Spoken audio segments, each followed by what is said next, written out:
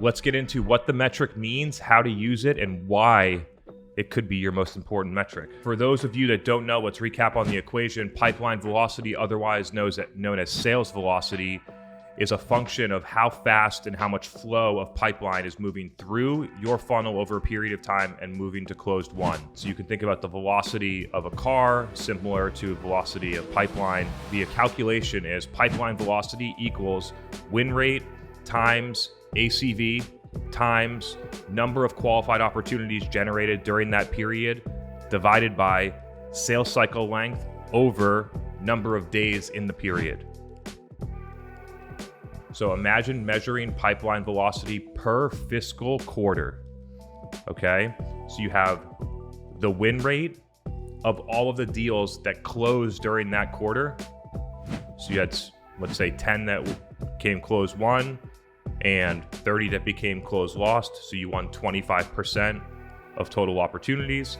That would be your win rate on closed ops. You have number of qualified opportunities created, which is a creation metric. So how many opportunities moved into whatever you call qualified, which would probably be stage 2 or stage 3. How many of those happened during the same period of time? The ACV of closed opportunities, not pipeline, closed opportunities. And so out of the 10 opportunities that you won, what was the annual contract value associated with those 10 opportunities on average, divided by the sales cycle length of closed opportunities. That's over 91 days in a quarter on average.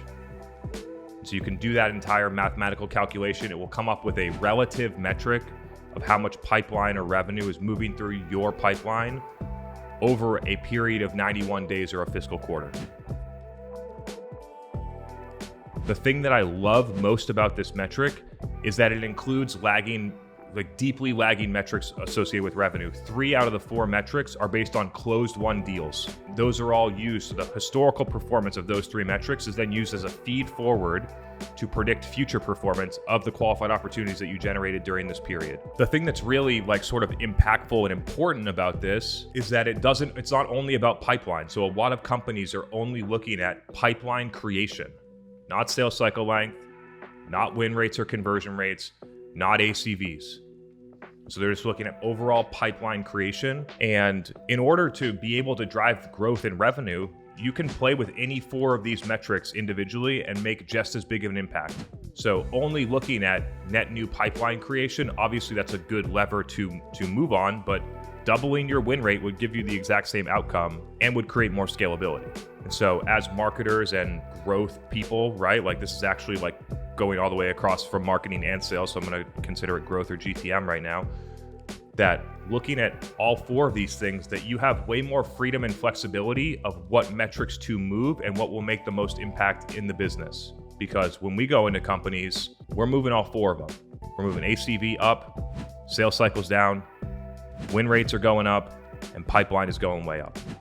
And when you put all 4 things together, those things compound. You get a much more efficient system that can continuously scale and drive revenue. And then an interesting experiment that people could do once you make the equation broadly across maybe all marketing pipeline or your company's total pipeline, you calculate sales velocity across all of it, then you start breaking it down by pipeline source. And when I'm looking at that is, how do buyers enter our pipeline? Examples: outbound call, demo request, trade show lead, incentivized meeting with we offered a $100 gift card for people to sit on demos, and break those into different sources of pipeline. You don't actually have that many if you think about it. The ones that contribute at a meaningful level, you probably have less than 10, often less than 5. And then calculate pipeline velocity by pipeline source and start to see what's really happening in your data, because there will be a couple that are dramatically higher and faster than everyone else. And that's how you narrow in and you focus on, where can I improve? So where are there sources that are generally just underperforming that should be doing better?